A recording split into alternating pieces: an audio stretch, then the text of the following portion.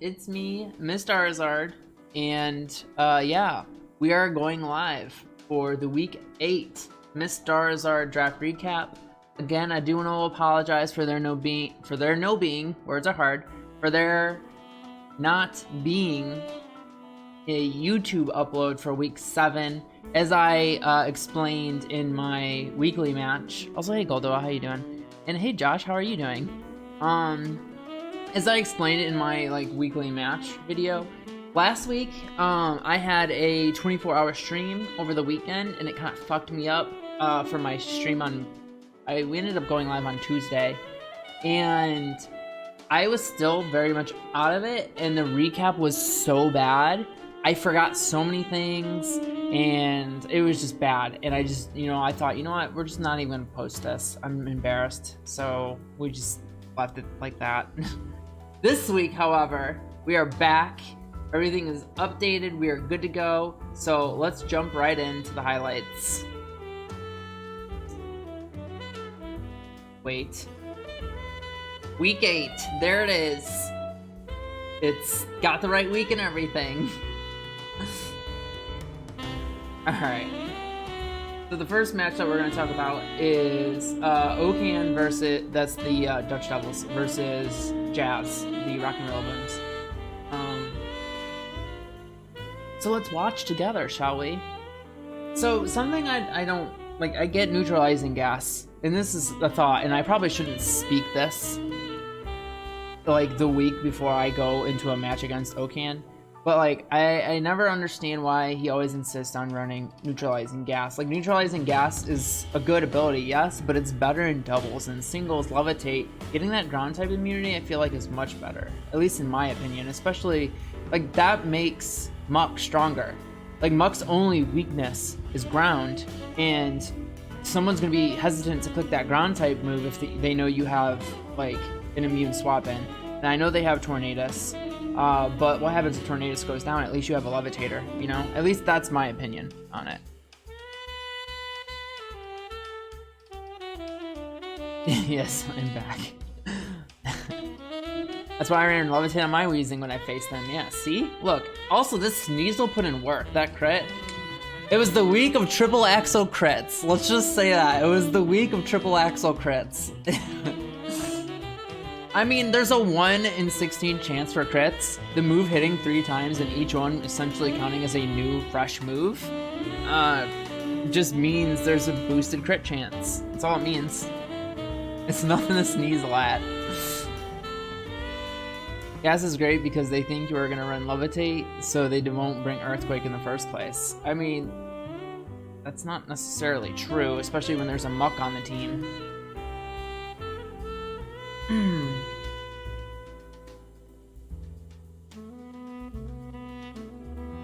Also, tendencies are a thing, and Okan has ran neutralizing gas every single game. I'm simply suggesting switch it up. I think Levitate in singles meta is a much better ability, unless you're up against a Pokemon with a particularly troublesome nature. Like Libero or Protean, those are annoying natures that you can prevent with neutralizing gas.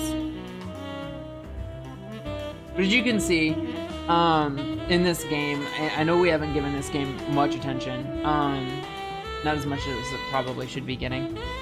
It also means a boosted mischance. That is true. That is true. Referring back to triple axle, that is.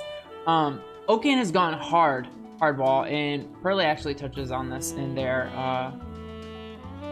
power rankings. We are not going to read through the entire power rankings. If you are interested in learning more about the power rankings, join the Discord, and once you join the Discord, you will be able to access Pearly's power rankings. They post them weekly. I don't know if it's something that they'll be doing every week or not. We're not going to put the pressure on like that, but they did this week and last week. And if you want to read them fully, you can reach them in the MDDL content channel. But yeah, the point being, Okan has gone hard stall, and these two Pokemon, between this and the Executor, I wasn't sure Jazz was gonna be able to break through for a while. I mean, obviously Charizard is a thing, I think running Scarf Garchomp with Stone Edge, because let's rewind really quick. That way I can give some acknowledgement to this match.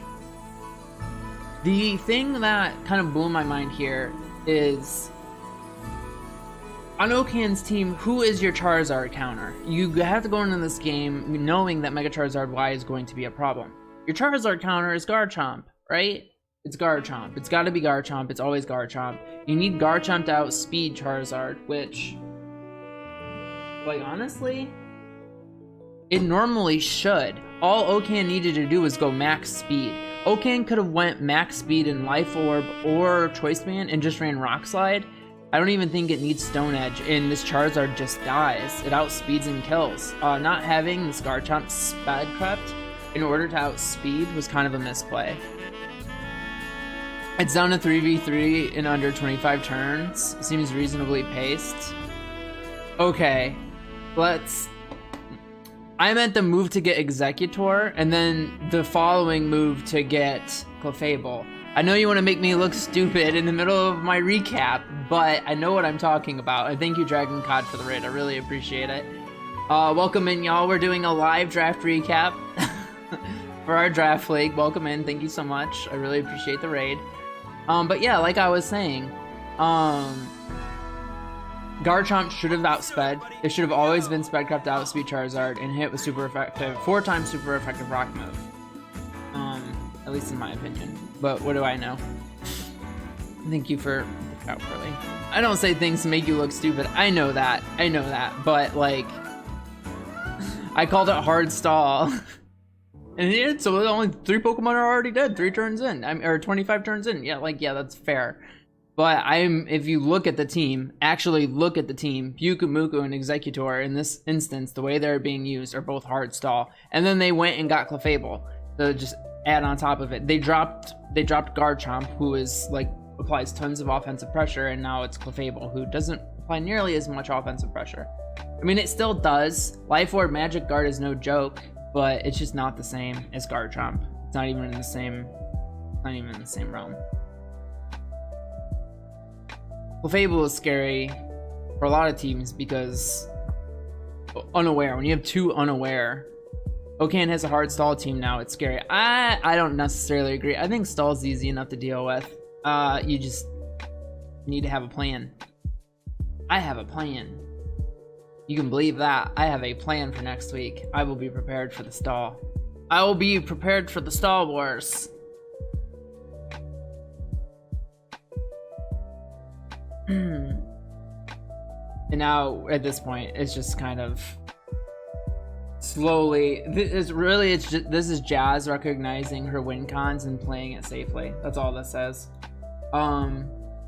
The Morpeko manages to finally take out the Pyukumuku. Seemed like it was just gonna wall everything forever. Either way, Charizard had Solar Beam. If they got it under 50%, Charizard was just gonna kill.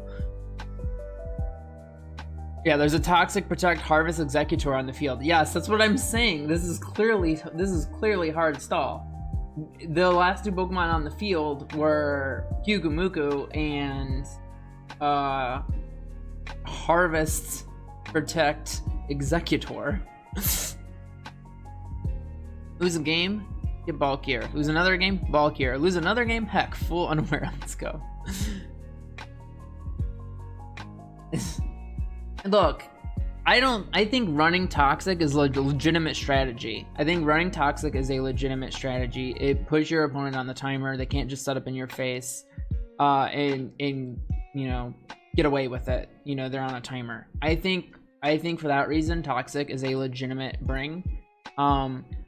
Toxic stall, just straight up Toxic stall, where you're like, I'm just gonna like wall myself. I'm gonna like bulk up so much and just watch you die to Toxic. I think is not very creative. I think it's just that's just my opinion. I mean, you still have to recognize when you're gonna set up, but Toxic stall, like, it's not creative. Tons of people do Toxic stall. That's all I'm saying. Again, there's nothing wrong with running Toxic at all, but I think if you build your entire team around exclusively Toxic stall, you're not being as creative as you could be. You're not being as creative as you could be. I didn't say the team wasn't stall, it was just poorly executed. Maybe for this week, yeah, definitely. Here's another thing. You're running Executor, who gets Chlorophyll. You're going up against someone who you know brings Drought, you know, with Mega Charizard Y. Why not bring Sleep Powder? Why not bring, like, Sleep Powder Executor, you know? And you're gonna be Chlorophyll boosted. You're gonna outspeed pretty much everything on the opposing team. Just put something to sleep. Put something to sleep. You get Psychic Stab, Dream Eater, hurts real bad, restores health. I mean, there could have been lots of cool ways to run Executor this week. And against the Sun team, Chlorophyll's something that's really helpful, but they chose to stall. Harvest is really good in the Sun too, though. In their defense, Harvest is really good in the Sun. My fave combo is Pokemon and bringing your opponent's HP to 0. Yeah, that's the best combo. My fave combo is a Toxic setup and Gengar Hex. Hex is great. Setting up like Toxic spikes and then hexing things, really solid. Sub also could have been good with Harvest and Sun. True. But yeah, that's that match. And we're already talking a little bit more than we usually do, but it's okay. The next match is British Gent, the Belper Bewares against myself, Miss Charizard. I posted this one live already, but my live reaction, real time, I don't stream them live anymore because I can't handle that pressure. For whatever reason, when I'm streaming my matches live, I do not think clearly. And since I have not been streaming them live, I've been doing better. Oh. Turn that music off. We have our own music. Right off the bat, Gent, Toxics. I don't care. I just want to get my sticky webs up. That's the only thing that's important to me. With this Shuckle, I just want to get my sticky webs and Stealth Rocks up. That's it. That's all I want. I thought for sure here they're going to defog, so I was like, I'm gonna go into Moltres and defog punish. Here's the thing though, I didn't even have a fire move on Moltres. I was 100% bluffing. I had Weather Ball, and they didn't bring Sun. I was expecting Torkoal, and I was expecting Pelipper. I was expecting at least one of them, maybe not both, but at least one of them, and I got neither. Which I was not prepared for, and I ran Weather Ball and Moltres so I could utilize the Sun from Torkoal, and use other moves for those slots, and it didn't matter, because just seeing a Moltres is enough to scout Scarm, so it worked out. I brought U-Turn, was what I brought instead of a fire move, so I could pivot, and that ended up helping. I predicted the swap. Okay, so I even called it when I was debating what I wanted to do on this play. I was like, alright, he's either gonna go Scarm or he's gonna go Venusaur. What's my best switch here? I decided on this. I could hit this with neutral stab, which still hurts real bad, and if they go Scarm, it just dies to full switch. Toxic was annoying, but this right here, I Volt Switch out because I'm like, alright, I can't two-shot this thing, it's really bulky. And then they Outrage. Outrage Venusaur is crazy. I would have never expected Outrage Venusaur. Never. I was expecting Chlorophyll Sleep Powder. And that's not what we got. We didn't bring Chlorophyll. So, I was a little worried about Ice Punch on that thing, but he goes into Urshifu, and I sub up. He said that was a really risky move on my part. I disagree. I think clicking sub in the face of an Urshifu when you have a Dragapult is risk-free. And the reason I believe that is because I know I outspeed. We all know I outspeed, especially with sticky webs up. There's no universe in which you outspeed my Dragapult in this scenario. Substitute is always free, because the only way you're hitting me first is if you click Sucker Punch. And if you click Sucker Punch and I click Substitute, that gives me a chance to set up for free. So, like, this was always the free play for me. And if you click Wicked Blow, you break my sub, I swap out, it's not a big deal. This gave me a chance to scout, and he clicked U-turn. So that meant I got to set up, and that's well, I don't set up yet. No reason to set up if you can just kill what's in front of you. I think I set up next on the Scarm. Oh, I'm sorry. He also gives me the Lantern. He said he miscalced. He didn't calc for Life Orb. So, a little bit of a misplay there on Jen's part. So I pick up 2 kills there, basically free. Then I get the dance, not once, but twice. He didn't even bring defog on the Skarmory, which is what I was expecting. He brought Rock Tomb though, which is kind of crazy because it slows me down, but doesn't matter. This could have played out a little differently if he would have roosted on this turn, because then instead of clicking Rock Tomb, because then I wouldn't have been able to kill it. I wouldn't have been able to kill the Skarmory, and I would have died to Life Orb Recoil and Rocky Helmet. But he didn't click Roost. He clicked Rock Tomb, so it was free for me. Horn Leech just kills, and at this point, like, I did a little bit of pivoting in the end to make sure I could kill this thing. I was locked in. I was choice locked, so I had to switch. Switching, in hindsight, switching into Shuckle was not the play. That was a misplay on my part. I should have went right into Totes Greninja. Another thing I wanted to mention, I thought it was weird that he ran Fire Punch when he knew I was likely to bring Rain instead of 4 times effective Poison Jab, or even Ice Punch. Even Ice Punch would have been better than Fire Punch, unless he was, well, I don't know. Fire Punch only makes sense if he brings Torkoal, because then it's fire boosted. I don't know, it was just weird to see that instead of Poison Jab or Ice Punch. But either way, we pick up the win. That was a much needed win for me. I am like fighting for a playoff spot, so like picking up that win really, really helped. Oops. Is this gonna be the whole time? Hold on, let me make sure. The music is off on all of these.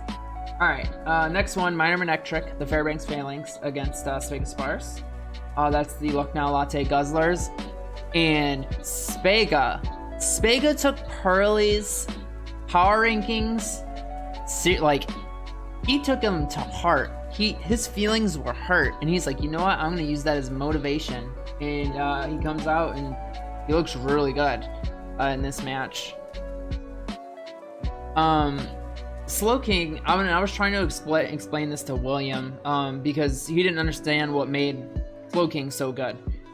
Let me explain what makes Slowking so good. And I don't think he uses Slowking quite this way, but he has this season. I'm not sure if he does it in this game, but Slowking is good because it gets access to 2 things. It gets access to Teleport and it gets access to Regenerator. It's a free pivot.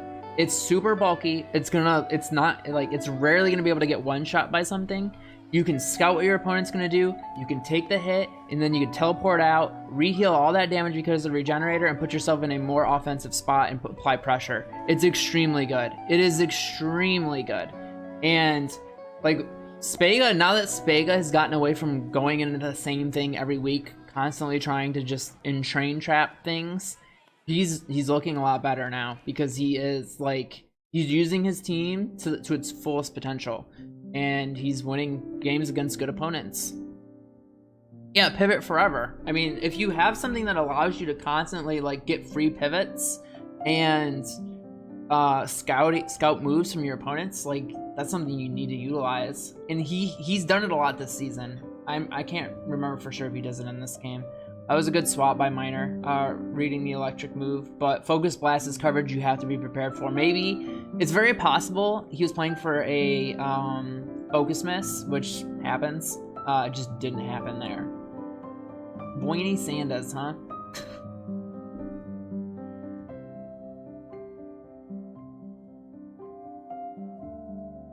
We see Minor dance up here and go with Flying Solely, which is interesting because it doesn't hit anything on this team for super effective damage. He said that it does the most neutral damage, which at a glance, yeah, it hits 4 of the things neutral, which is cool, and multi-attack hits real hard, so I can kind of see what he's going for. Solely just doesn't have the speed. You need Sticky Webs or something to really, or Tailwind maybe, to like really put Solely in a position to sweep. Also, I was surprised that Ice Beam killed. Guja's really, really especially chunky. Draco Meteor is so weird on Guja to me. I mean, yes and no. I've seen it before. I don't think it's that weird. I don't think it's that weird. Flying Silverly dodges Arena Trap too. I mean, that's also fair. It does dodge Arena Trap. That's actually a great point. That's probably the single, like, best reason to run Flying Silvally against Spega. I remember him talking about the Coco set, and I remember at a glance being like, well, that doesn't make sense against a Dugtrio team. Does Tapu Koko get Magnerized? Does anybody know? Because, like, that would be much better tech to bring against Dugtrio. We saw Pearly do that one game this season. Run Magnet Rise on Regieleki to avoid Arena Trap. But yeah, Spega picks up a win. Looking really strong. With this win, Spega actually leapfrogs Fairbanks Phalanx and takes the #1 spot in the division. So, fun little fact there. That was an inter-division battle, and Spega takes the sole possession of the #1 seed in his division. Not overall, obviously, but he's still up there. The next match we'll look over is Kerfungal, the Sanibel Salazzles versus LA Caveman, the Norfolk Kinglers. Waiting for this match. This was something I was super, like, interested in. I had personal interest in this because I am still, like I said, fighting for a playoff spot. And in my head, I had figured if Kerfungal wins against LA Caveman with a differential of 2 or less, then that gives me a really good chance to jump into the top 6. I did miscalculate, which we're going to talk about here shortly. But let's see how this plays out. I did so much complaining in my power rankings about this match. So right off the bat, hold up. Let's... Okay. Cross Poison's obvious. Excadrill's a good swap, but, like, I understand clicking Cross Poison because you need to see how your opponent's going to play. Did this not have Defog? Were they not running Defog on Crobat? Does Crobat get Defog? I'm assuming it does. It's a flying type. And why would you leave? What? Why would you just let Excadrill go down like that? Yeah, okay. So you need a Defogger, right? Probably just Defog there. It is heavy duty boots. It's heavy duty boots. He's got to be running Defog.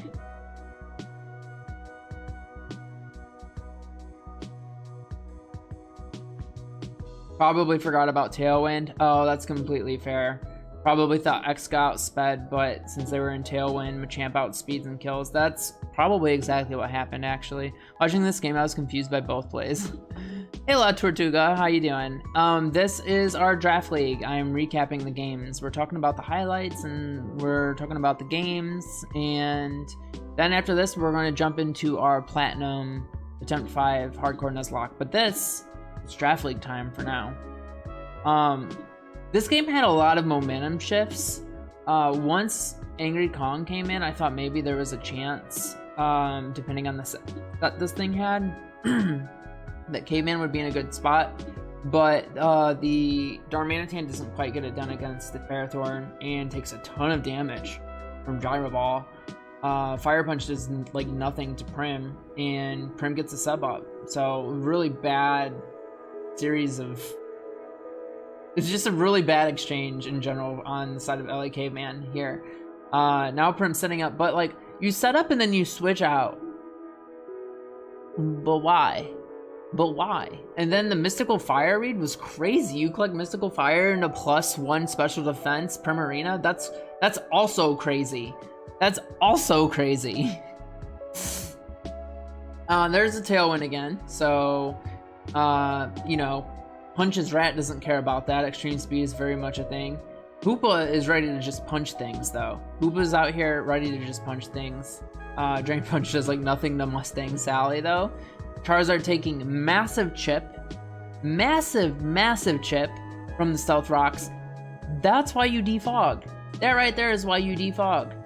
I don't know. You just gotta get rid of those rocks when you have Charizard on your team. Because Charizard, especially a Mega Charizard, because you can't have heavy duty boots, it's a necessity. You gotta get rid of those hazards. Bolt Beak gone. Easy. But then I'm pretty sure Hoopa just comes in and cleans up. Yeah, this is just a Hoopa show from here.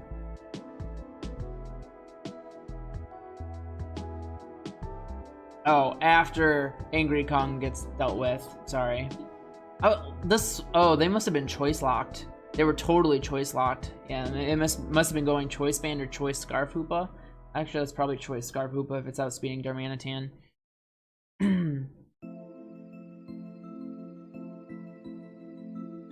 Bolt Beak swap out? What about the Bolt Beak swap out?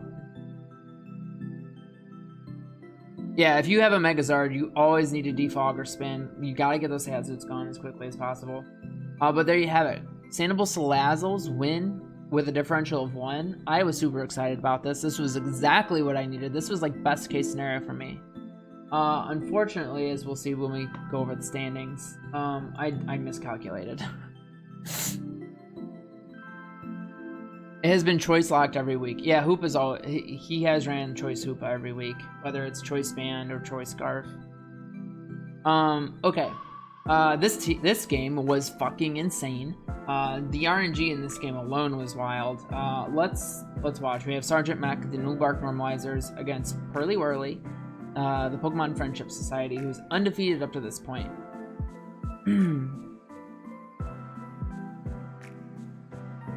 So right off the bat, Pearly trying to put pressure on with Dracovish, but Kanga kind of walls it, and well, not kind of walls it, but it can take a hit and it can do some damage, and Pearly wants nothing to do with that. Okay. Alright. Well, this is an important thing that happens. And I'm not going to go into details because I have a little bit more insight onto the reality of the situation here, but if we watch... The swap-in was good, fake-out's obvious, immune, but Sergeant Mech brings Aqua Tail specifically for Runerigus. Specifically for Runerigus. The Aqua Tail hits, Wandering Spirit transfers to Mega Kangaskhan, and then the second hit does maximum damage again because of this interaction. Now, the thing about this interaction, Wandering Spirit is not Mummy. It's not guaranteed to interact the same way, and these two Pokemon have never existed in a game at the same time, so it's impossible to know how Game Freak would say, well, this is how we would make it work. It is fair to assume, though, that it would operate in the same manner it does against Mummy. That's not the case. Apparently, Sergeant Mech did his research before the battle to see how this interaction worked out, because he was wondering if he would even get that second hit off, or if the Wandering Spirit would just immediately remove the second hit. He found out it did max damage. That is something he prepped for. And that's what we see here. You can't see the chat, in-game chat, but we all lost our fucking minds when we saw that's how the interaction went. Except for Sergeant Mech. Sergeant Mech was the only one who seemed unsurprised. But now we see the Runerigus get some spikes up and then start to boost defense. We have seen Cinderace before with heavy duty boots. We know that means court change is coming. So Pearly smartly goes right into Regieleki so they can rapid spin and get the hazards out of their face. They spin into the Kecleon and then Volt Switch into the Kecleon. Doesn't do much damage at all. Kecleon gets a little health back with Drain Punch. So this is bulky protein Kecleon, which is best Kecleon. And then the Scizor starts setting up. So this is what's interesting about this particular situation here. Fire Punch does a ton of damage. Pearly is probably expecting Fire Punch here. I would have to imagine. Instead, Fire Punch doesn't do good. That's why they boost. They live. And now that they're +1, there's a chance, depending on the EV spread of this Kecleon, that Bullet Punch kills. But only a chance. Sergeant Mech decides to swap out. That probably reveals a little bit about the set that he's running on it. Bullet Punch only does 30% to Mega Kangaskhan. Mega Kangaskhan gets the fake out for free. And then goes ahead and clicks Seismic Toss and finishes off Mega Scizor. That is the first time this season that Mega Scizor goes down. Sergeant Mech, I guess he could have clicked Aqua Tail or Seismic Toss there. Opts to click Seismic Toss. Doesn't expect to see another swap into Runerigus at this point, especially after revealing Aqua Tail.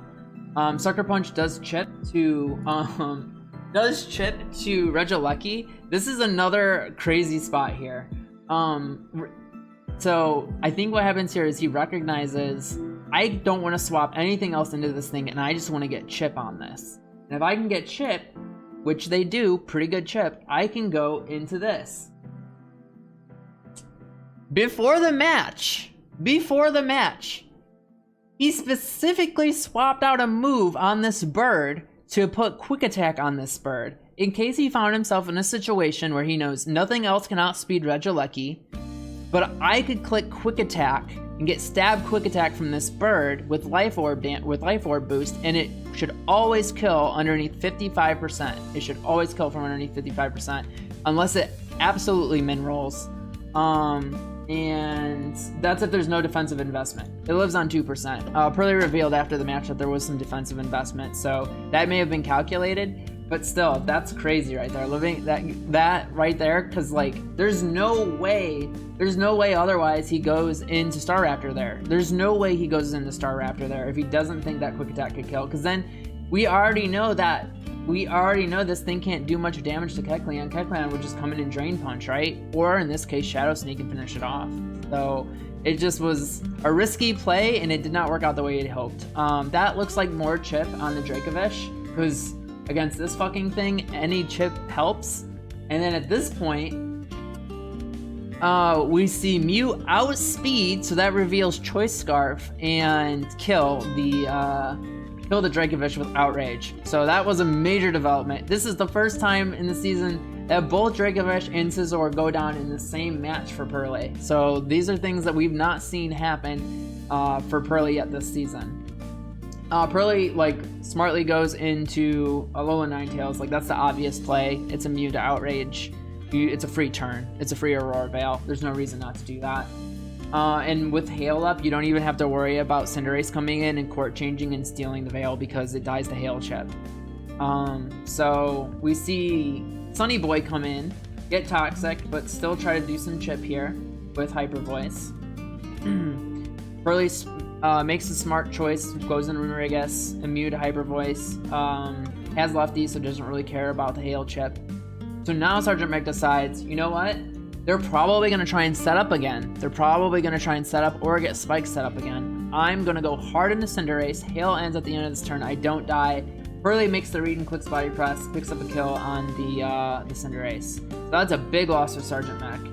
It's not looking good at this point. Triple Axle not doing a lot of damage through the Aurora Veil. Not nearly enough damage.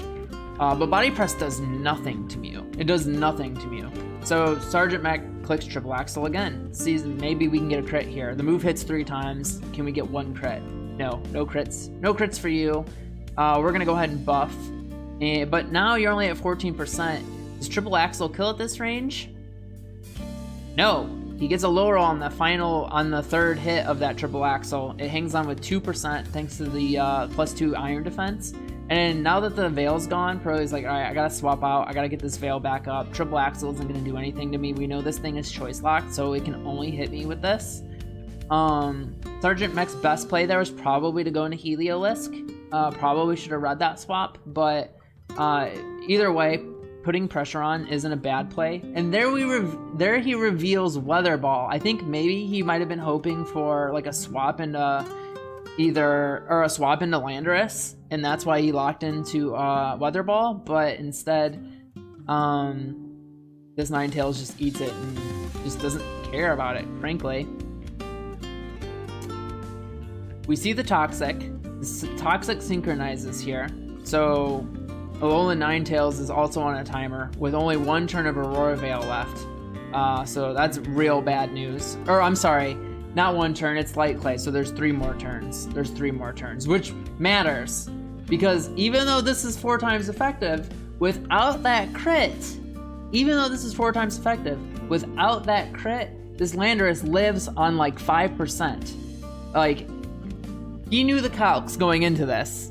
He knew he needed crits in order to kill. And he said that going in. He's like, well, we need crits to win. And he clicks the button. He gets the crit he needed. Mew somehow lives on 6%. And then hits the Triple Axle to finish off the Runerigus. That was a crazy match. Crazy match. What's up? I'm new here to the stream. I came from recommendations because I'm a big Pokemon geek and weeb, which means I will watch a lot of anime and Pokemon streamers. Nice. Well, welcome in, Master Charizard. I hope you enjoy your time here. Thanks for coming in, friend. The crit on Ninetales, crit on Lando. Yeah, both those crits, both of those crits were definitely needed. Yeah, no double crits and no misses. Hey, you know, that happens. That's Pokemon. I will say this until the day I die. I once lost the 13 straight air slash flinches to Togekiss. He led Choice Scarf Togekiss and just kept clicking air slash, and I lost because I just flinched and died. Everything flinched and died, and that was it. I never got a chance to attack the Togekiss. So RNG is bad sometimes, and that's something you need to be prepared for. My favorite Pokemon is Agumon. I have a lot of favorites, but my most favorite is Mega Charizard X. That's a great choice. I love Mega Charizard X as well. My favorite, though, is probably Umbreon, although Charizard's definitely up there. And then the final game of the week that we'll touch on is Godbear, the Chicago Phalanx, against Primarsu, the Black Grimoire Gengar.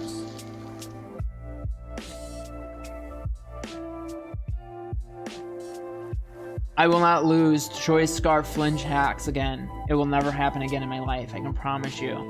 Not exclusively. You might get some flinches against me, but you're not gonna win. You're not gonna sweep me with it. I'm not gonna allow that to happen to me ever again.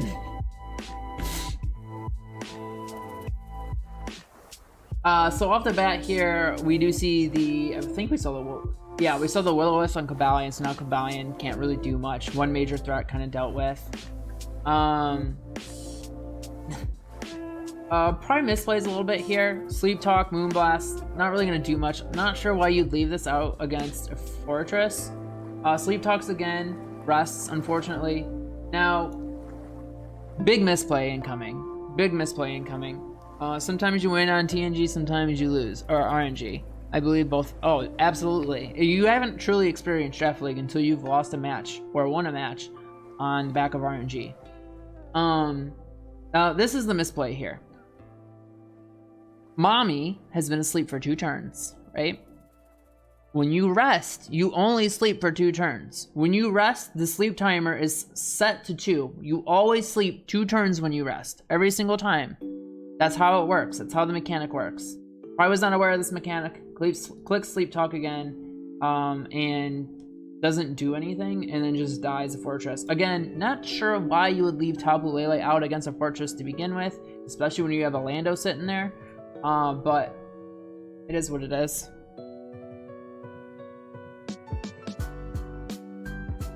Probably immediately goes into Lando. The Levitate swap on Godbear, because Levitate, the superior ability in singles, as I previously stated. So nice swap in, but Coughing is super bulky, and especially with a burn, this Landorus just isn't gonna break through. It just isn't gonna break through. And Pride recognizes this, so she goes into Cobalion, who's immune to Sludge Bomb, so very good switch there. Wheezing, not coughing again.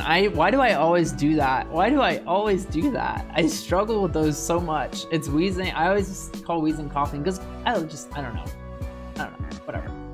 Anyways, Horny goes down to Victini. I mean, that's not entirely surprising. Smart swap here because Shadow Sneak is a thing. And hits super effective stab. Also, Mega Banette hits real hard. So that was a good swap there. Walnut being really annoying. Just being really annoying. Swapping a Fortress. Fortress is going to take pretty significant chip here. Doesn't quite eat the Shadow Claw, probably the way Godbear had hoped, and then goes down to a crit. So that crit's kind of crazy. Shadow Sneak gets some chip off, but then Chunky Boy's able to finish Anna off. And here it comes. Here it comes. Are you ready? The flinch. So this thing somehow lives. And then, hold on. The flinch is crazy, but this wasn't what I was talking about. Here it comes. We see back-to-back misses on Icicle Crash. Not just one miss, but 2 misses.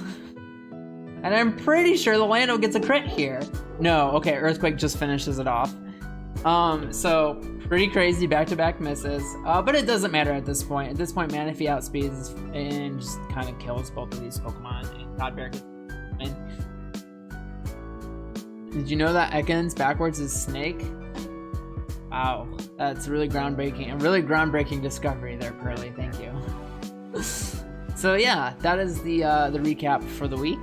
Those are all, well, not the recap, but those are the matches. I know we talked more than we usually do, but whatever, deal with it. All right, updated standings. In first place, Pearly still holding strong. The Pokemon Friendship Society is 7-1, finally with a loss on the record, with a differential of 26. Only needs one more win to clinch a playoff spot. Mathematically, for those who don't know, the standings, Pry has only won one game this match, the Black Rim Gengars. They are 1-7. They are still not mathematically eliminated from the playoffs. If they win out, there's a chance they could still make it. But Pearly only needs to win one more to make the playoffs, and they guarantee clinch their spot. So that's what they're fighting for. Number 2, we have the Chicago Phalanx at 6-2 with a 19 differential. Also really, really solid. These two teams are like head and shoulders above everybody else at this point. And third, the Lucknow Latte Guzzlers at 5-3. I mean, that's a good record, but the story is really told in the differential. There's a 3-kill differential versus a 19 and 26 for the two teams ahead. Like, that just kind of tells how dominating both of those teams have been so far this season. But Spega jumping up to third is a big development, because Spega's won 3 straight now. The Lucknow Latte Guzzlers have won 3 straight now. They're kind of on a bit of a tear, so they're looking real solid. Dutch Devils continue their free fall. They're now down to 4-4 with a differential of 8. The New Bark Normalizers managed to jump back up in the top 6 with their win against the undefeated Friendship Society. They are now 4-4 with a differential of 5. And the Fairbanks Phalanx just clinging on to a playoff spot at 4-4 with a differential of 2. There are 3 other teams in this league with a record of 4-4. Those teams are myself, the Elvine City Volties, with a -3 differential. The Sanibel Salazzles at 4-4 with a -5 differential.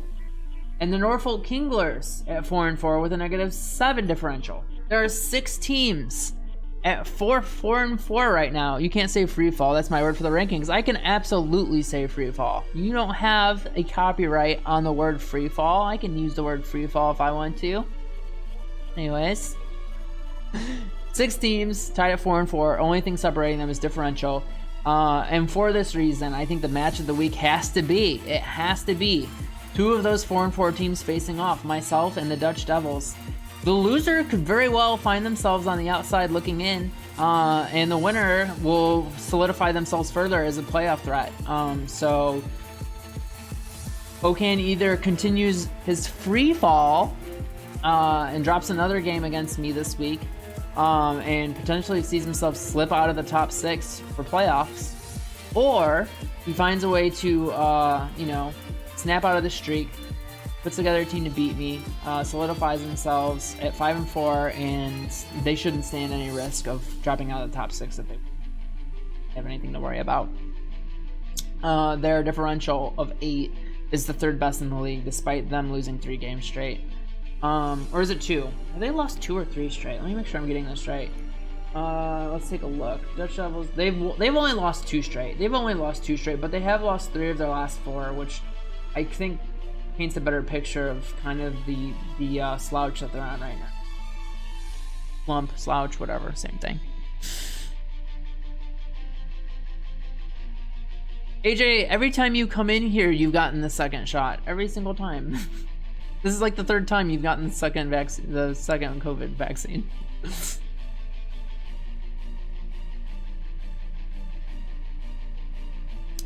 Now, for our new segment that we're going to start doing, casually giving myself match of the week, no bias. This is the first time I've given myself match of the week, so go away. I'm just kidding, don't go away. Stay here and hang out. Anyways, Pearly's power rankings. Alright, so this is all decided on by Pearly, and as long as Pearly does the power rankings, I will include them in the recap moving forward. But this is what they look like as of now. The number 1 spot, the Chicago Phalanx. I really think more than anything, this is Pearly refusing to give themselves the number 1 spot because they are statistically the best team in the league.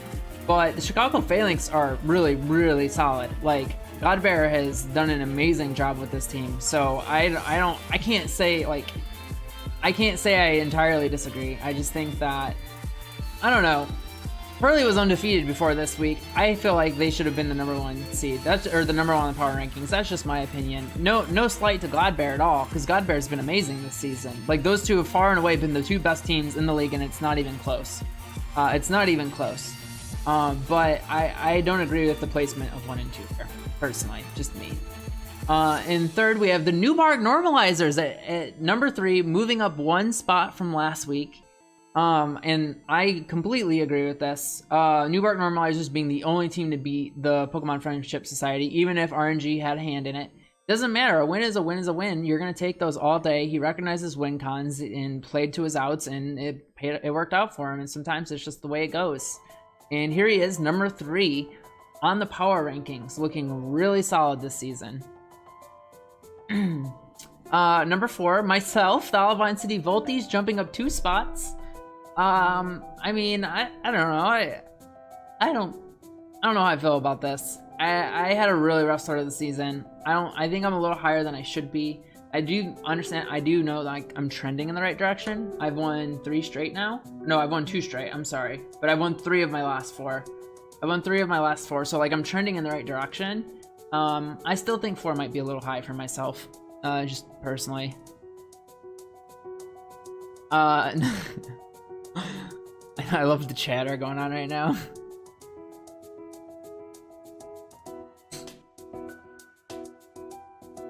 The funniest thing is me and Pearly are both rookies, first draft league, and we're top 2, such a storyline. Yeah, I mean, y'all are both rookies and you're doing a great job. You both are doing really well.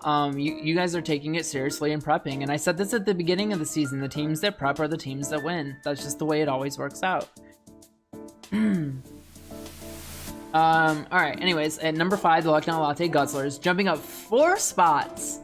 4 spots in the power rankings after publicly saying how he felt offended and sad that he was ranked so low, adjusted the issues that Pearly pointed out in their power rankings, and now they jump up to number 5. I think that's very well deserved and well earned. Unfortunately, the same can be said for the Fairbanks Phalanx, who are also on a bit of a slide. They have lost their last 2, and did just drop their match this week to the Lucknow Latte Guzzlers. I feel like this is appropriate. Lucknow Latte Guzzlers overtook them in the division, is now the division leader. I think it's fair that he's higher on the power rankings than the Fairbanks Phalanx, so that makes complete and total sense to me. At number 7, the Dutch Devils continue to drop down 2 more slots. I mean, Okan's good. Alright, we all know Okan can play. Okan is like, I'm pretty sure the last league that he did, he won. He was the championship. He can play the game. I think he's just a little bit in his own head right now, but I'm not going to let that in any way affect the way I prep for my match with him this week. I'm gonna make sure I'm prepared for a game Okan so I can win, because I really want to jump into the playoffs. I prepped the morning of. William, you're so full of shit. You're so full of shit. You spent like the last 2 weeks prepping for Pearly. I don't even want to hear it. Fairbanks Phalanx didn't just lose, they lost in the same way I called out last week. Well, yeah, and that's kind of part of the reason why they dropped so far in your power rankings. They kept making unnecessary swaps, yep. They did do a little bit too much swapping, although I think defensive swapping can be good. You can't do it too much, because then you're just taking unnecessary chip. Okan hard committing to these walls is going to be interesting to see. Yeah, I mean, we'll see. I have some strategies to deal with it, so I'm not too concerned. In number 8, the Belper Bewares, dropping 1 spot from last week. They did take a tough world loss to myself this week, but British Gent can do it. He's always creative. That's something you got to give him. He is always creative. He brings fun, creative sets, and he will continue to do so. He's just out here to have fun. That's what's most important to him, and I 100% respect that. He doesn't take winning too seriously, and honestly, like, when I got to that mindset in this season where I was like, you know what, I'm just playing to have fun now, I'm not going to take it so seriously, that's when I started winning again. And I think sometimes that's the key to just enjoying the draft league in general. Otherwise it can be way too stressful. And then in number 9, the Norfolk Kinglers drop another slot. They did drop to the Sandoval Salazzles this week.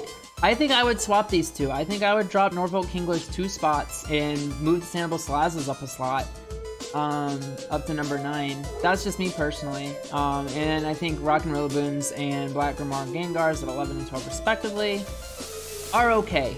Here's the thing. Rock and Rillaboons just won a big match against the Dutch Devils, and I think they should have been rewarded for that. I think we should have seen some movement upwards for the Rock and Rillaboons in the power rankings, but we didn't.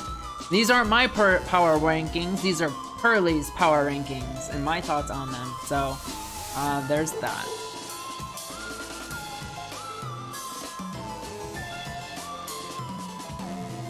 And then the final segment, Pokemon of the Week. We have 2 tied this week. Thundurus had 4 kills and looked really solid for the Lucknow Latte Guzzlers. And Choice Scarf Mew running primarily Triple Axle and Outrage, picking up 4 big kills against the undefeated, well, what was then the undefeated Pokemon Friendship Society. So Mew having a really good showing against the toughest opponent in the league. So gotta give it to Mew here. So those are our 2 best Pokemon this week. Rock and Rillaboons have a huge asterisk on them in the doc if y'all want to read. I need to go back and read that because I think I missed the asterisk.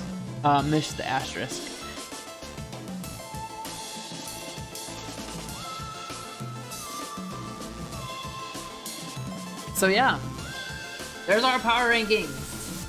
I know this video is probably longer than usual. I think I don't know how long this portion has been going. 50 minutes. We've been going 50 minutes. So this video is going to be a lot longer than usual, but we talked a lot more and we added a new segment. And I told y'all after how bad last week's recap was, it was so bad I didn't even post on YouTube. I had to make up for it. I needed to do a long, really good, extra content, best draft league recap ever, and that's what we did here. I listened to your explanation. Smogon actually tested Wandering Spirit Parental Bond after they hacked the ability in and found it worked the same as Mummy. Okay. Anyways, we've moved on from that. That's the draft league recap for this week. We'll be doing another recap next week. Thank y'all if you've hung out this long for watching. I really appreciate it. And I'll catch y'all next week.